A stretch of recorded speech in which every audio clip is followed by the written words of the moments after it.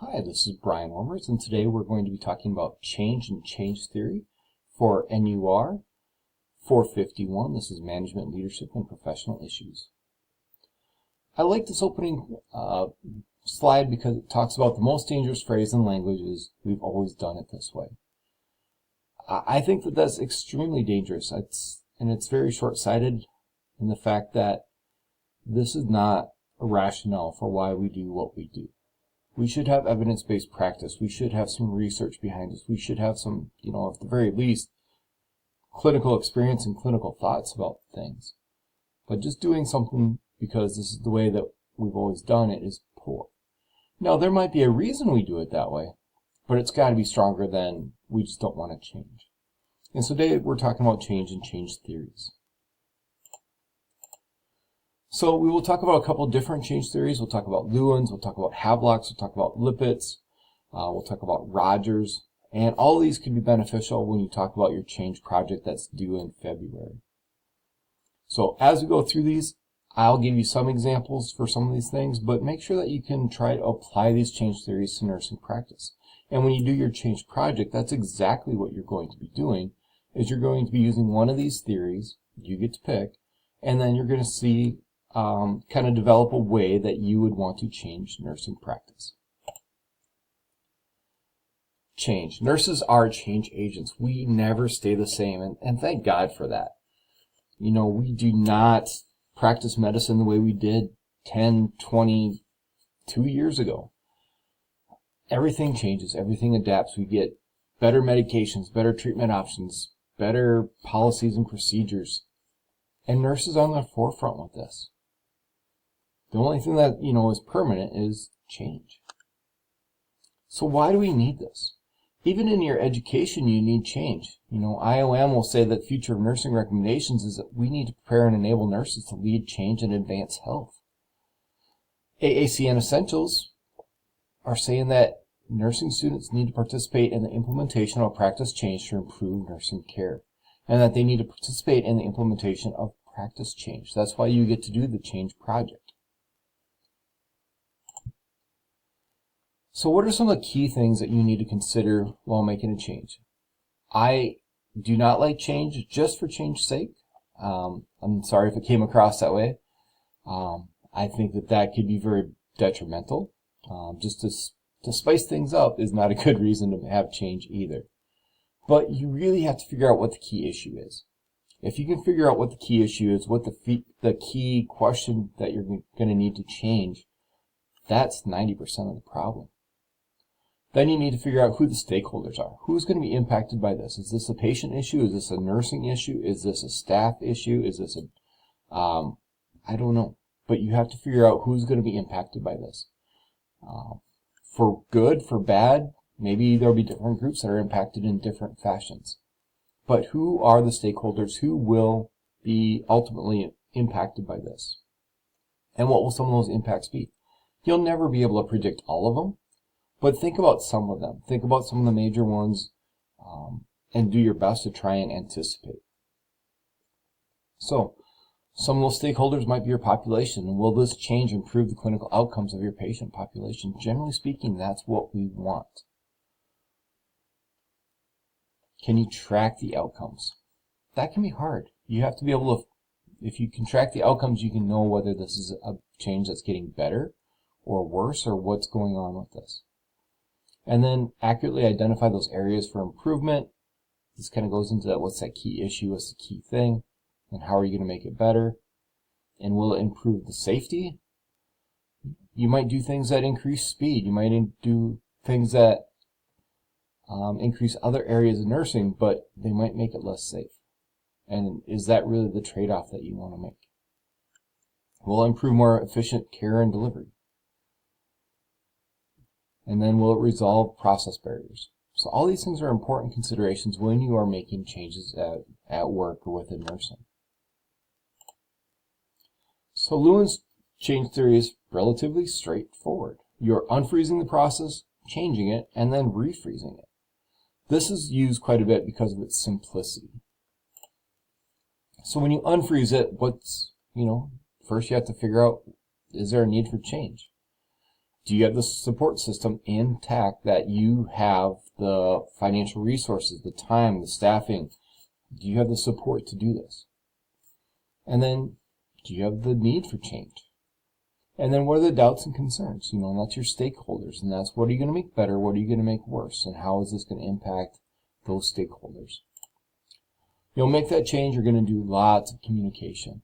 Talking about it, sharing that information, sharing it in emails, sharing it on posters on the back of bathroom doors, whatever it takes. You'll do lots of communication with this one. And then you're going to empower action.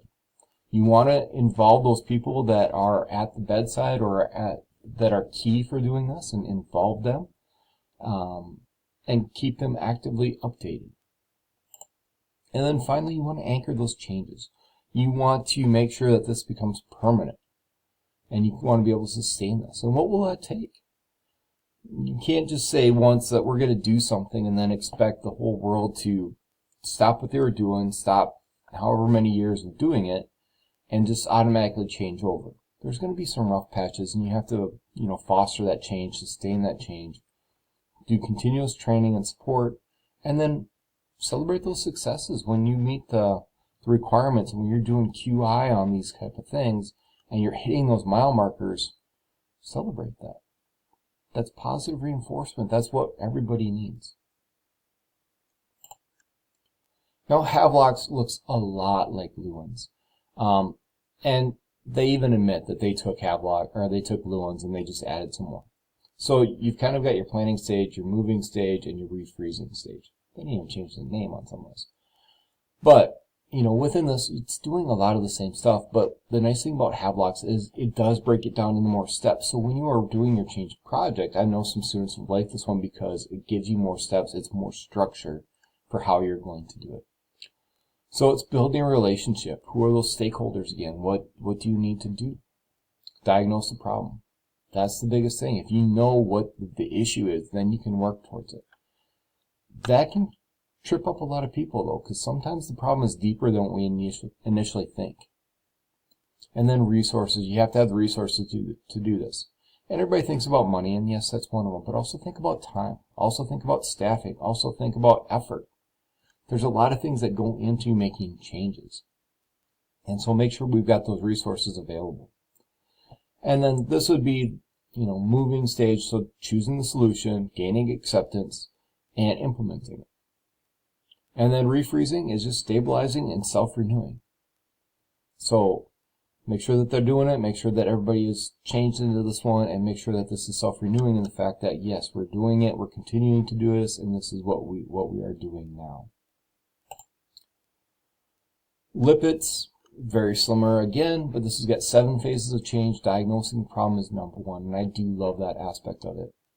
The fact that you have to figure out what the problem is before you can make changes to, hopefully improve the problem. Assess the motivation and capacity for change. Maybe now is not a good time. For an example, I know we talk about smoking cessation to our patients quite a bit.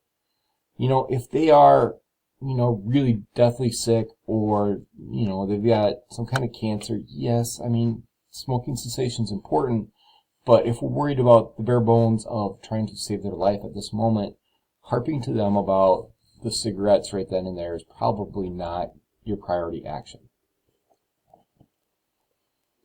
So, assessing change agents' motivations and resources, once again, why are we doing this, and then can we do it? Do we have the people? Do we have the money? Do we have the time and other resources needed for this change?